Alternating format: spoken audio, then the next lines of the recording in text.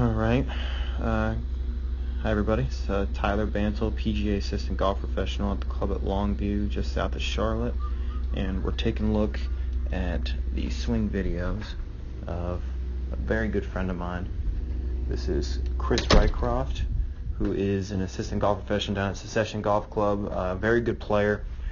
Unfortunately has some health issues in his lower body with his right hip, where he has a slight inability and just a lack of flexibility really to move a lot. But despite this handicap, if you will, he has really found a way to become a really good player, really solid ball striker, very steady.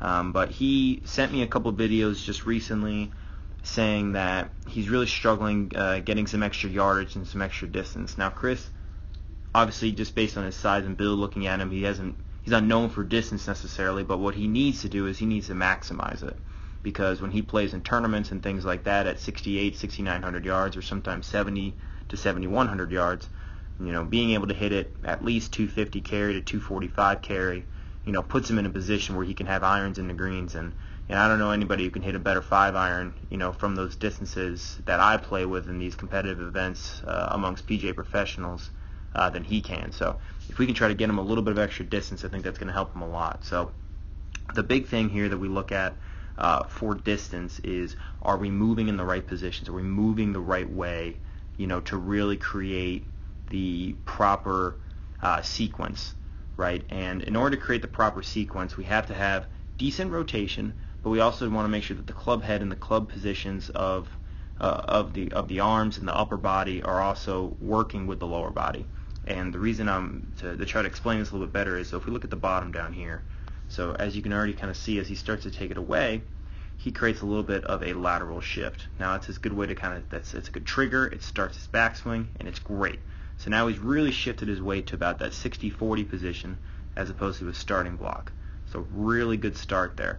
The issue here is that his takeaway is very long. Notice that the club almost disappears from the screen there, right? There's very little hinge in the club head, right? Very little motion there with his hands.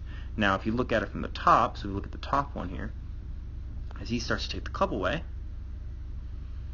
right? So here we are, starts to take the club away, boom, it's perfect. It's right on plane. So a lot of people will look at that and say, well, he's on plane, so there's really no issue.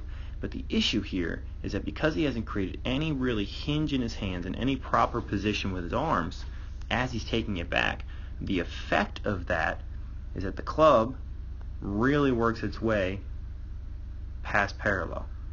Okay, so you can kind of see up here, very past parallel, right? So what happens from this position? Now let's look back at the bottom. So at the bottom right now, if he stopped his backswing, he'd be in a really good spot. He's got decent, really good rotation considering his lack of flexibility in his lower hips. But what happens is, because he continues that backswing, you see that little extra motion right there? So now he's already begun to really slide into the golf ball, and now he's got to spend a lot of effort to get this club position and really move it back around and into play. Now, if we had a little bit of a better hinge on the takeaway, right, so see how that hinge happens about here. If that hinge happened closer to this area, I really think we could get that club to stop somewhere more in this position and actually have the hands be a little bit higher, more up in here. The club would be more here, and that would really help him generate a little bit more speed on his downswing. But instead, because it's where it is, as he starts down, you can see now his lower body has really moved forward, and his hands are now forced to fall underneath. So now if we look at the plane on the downswing here, and his hands really have to fall under. You can almost see that club head really starts to work underneath the plane a little bit, and that forces him, and notice where it is now. So now he's really underneath it, very underneath it. You can even see now he's starting this little move right here, which is very common among amateur golfers who try to almost steer or get the ball back through impact with his hands. And you can see, watch his head. He hangs back, right? So he's hanging back a lot. Instead of creating speed, he's now just trying to create contact. And because of that, then there's a little bit of a hand release. excess body rotation. Video for Chris. Doing a video for Chris. And so that lack of body rotation instead leads to him focus on creating contact rather than power.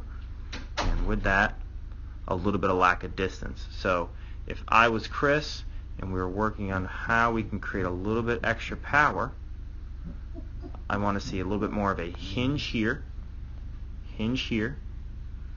which would lead to, at the top, position hopefully being maybe more here, but just a little bit higher, somewhere up in this area, which would then get that club a little bit more in front and actually start moving more this way on the downswings. Again, we're looking at the top here, more here, as opposed to looping underneath a little bit.